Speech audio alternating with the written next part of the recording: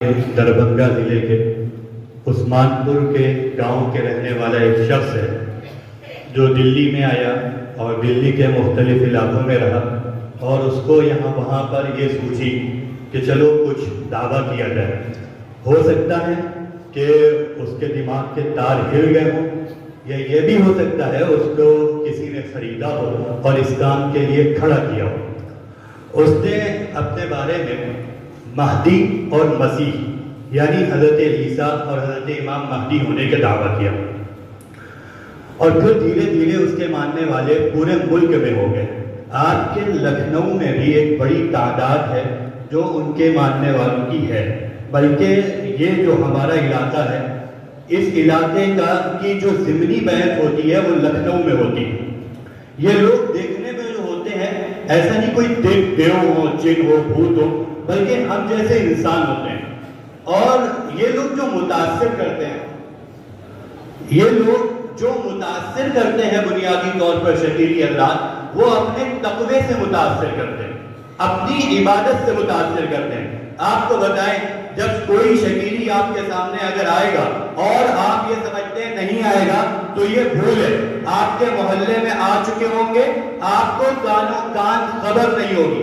شکیلی حضرات کے محنت کا یہ عالم ہے کہ ہم نے کانپور میں دیکھا کہ ایک ہی دن میں ایک ہی شکیلی جاجموں میں محنت کر رہا ہے، شام میں وہ تلاب محل میں آ رہا ہے، اسی وقت رات میں وہ کہیں اور جا رہا ہے. اس طریقے سے محنت کرتے ہیں. اگر آپ یہ سوچتے ہیں کہ ہمارے علاقے میں ہمارے محلے میں نہیں ہے تو یہ آپ کی بھول ہے. بہرحال شکیلی حضرات جو متاثر کرتے ہیں، متاثر کرنے کا طریقہ یہ ہوتا ہے کہ کچھ ظاہری عبادات وہ اپنی کرتے ہیں، جیسے اپنی بزرگی کا تاثر چھوڑتے ہیں. میری ایک شکیلی سے ملاقات ہوئی.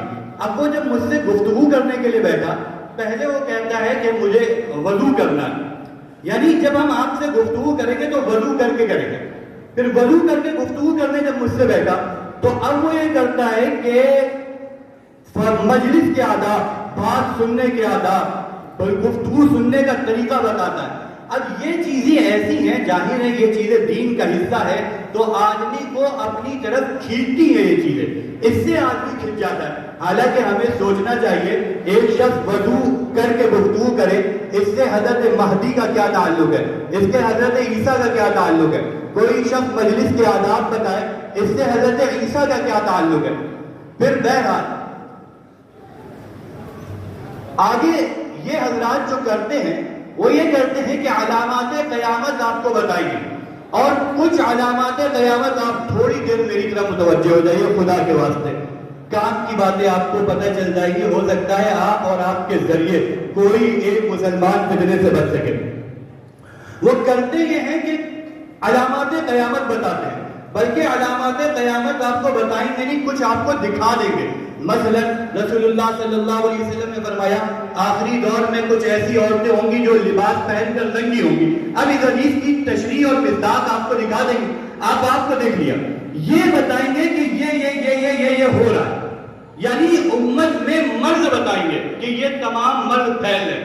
یہ ہماری قوم کا بڑا المیہ ہے کہ ہم لوگ مرض بتانے والے سے متاثر ہو جاتے ہیں. جو مرض بتاتا ہے اس کو ڈاکٹر سمجھ لیتے ہیں. مرض بتانے والا ڈاکٹر نہیں ہوتا.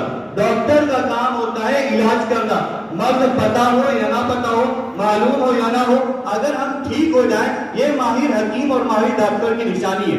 تو یہ لوگ امراض بتا کر آدمی کو متاثر کرتے ہیں، اور جب آدمی متاثر ہو جاتا ہے تو پھر اب وہ کچھ بھی دین کے نام پر بتاتے ہیں وہ آدمی قبول کر لیتے ہیں. تو بنیادی طور پر یہ لوگ متاثر کرتے ہیں اپنے اعمال کے ذریعے، علامات قیامت کے ذریعے.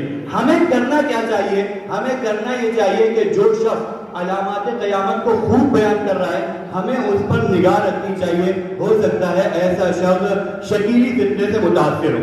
دیکھیے ایک بات ہم بتائیں کہ کوئی بھی فتنہ آپ پر حملہ آور تب ہو سکتا ہے جبکہ آپ کی کیسٹ خالی ہوگی. یعنی آپ نے اس فتنے کے بارے میں نہیں جانا ہوگا. بھائی کیسٹ میموری کارڈ اگر خالی ہے تو اس کو کوئی بھی بھر دے گا.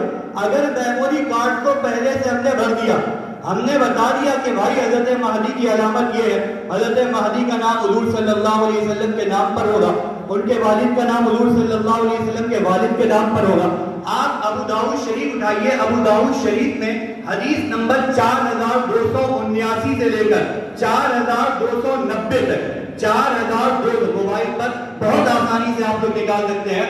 حدیث نمبر 4279 سے لے کر 4290 تک امام مہدی کا بیان ہے۔ اس میں آپ کو روایات مل جائیں گی کہ امام مہدی کا نام جو ہوگا وہ حضور صلی اللہ علیہ وسلم کے نام پر ہوگا، ان کے والد کا نام حضور صلی اللہ علیہ وسلم کے والد کے نام پر ہوگا، وہ مدینے کے رہنے والے ہوں گے۔ جب یہ باتیں ہم نے اپنی عوام کو پہنچا دی، اب کوئی شکیلی اگر جائے گا ہمارے کسی فرد کے پاس اور کوئی بات لے کر جائے گا، تو چونکہ ہماری عوام کو پتہ ہوگا تو وہ اس کی بات کو قبول نہیں کرے گی۔ بنیادی طور پر فتنوں کا شکار وہ لوگ ہوتے ہیں، بنیادی طور پر فتنوں کا شکار وہ لوگ ہوتے ہیں جن کے ذہن خالی ہوتے ہیں، جن تک کہ بات پہنچ نہیں پاتی ہے، وہ لوگ فتنوں کا شکار ہو جاتے ہیں۔ تو یہ جو ہمارے عمومی اجتماعات ہیں، ان اجتماعات کے ذریعے یہی ایک چیز پیدا کرنے کی کوشش کری جاتی ہے کہ ایک عمومی ماحول بن جائے کہ ہم دین کے تعلق سے، عقائد کے تعلق سے، ایمان کے تعلق سے سیکھنے والے بن جائے بس۔ لیکن ایک بات، بس یہ آخری بات میں کہہ کے ختم کروں گا، یہ اجتہاد حل نہیں ہے، مکمل حل نہیں ہے۔ آپ کو خصوصاً جو ائمہ حضرات ہیں، ان حضرات کو فارغ کرنا پڑے گا، ان حضرات کو بھیجنا پڑے گا مولانا عبد الباری صاحب کے پاس۔ اگر یہ جو ائمہ حضرات ہیں، یہ مولانا عبد الباری صاحب فاروقی دامت برکاتہ ان کی آنکھ ناک کان زبان بن جائیں گے تو انشاءاللہ کوئی فتنہ پنپ نہیں پائے گا۔ اور اگر اس اجلاس کے بعد بالکل خاموشی ہو گئی، ایک جلسہ ہو گیا، ختم ہو گیا، تو فتنہ مزید ابھرے گا، فتنہ رکے گا نہیں۔ تو آپ حضرات یہ کریں کہ اپنے اپنے علاقے سے اپنے اپنے اماموں کو مولانا سے جوڑیں، مولانا ان کو مواد دیں گے اور اس کے ذریعے محنت کی جائے گی، انشاءاللہ اس کے بہتر فوائد ہم سب کو نظر آئیں گے۔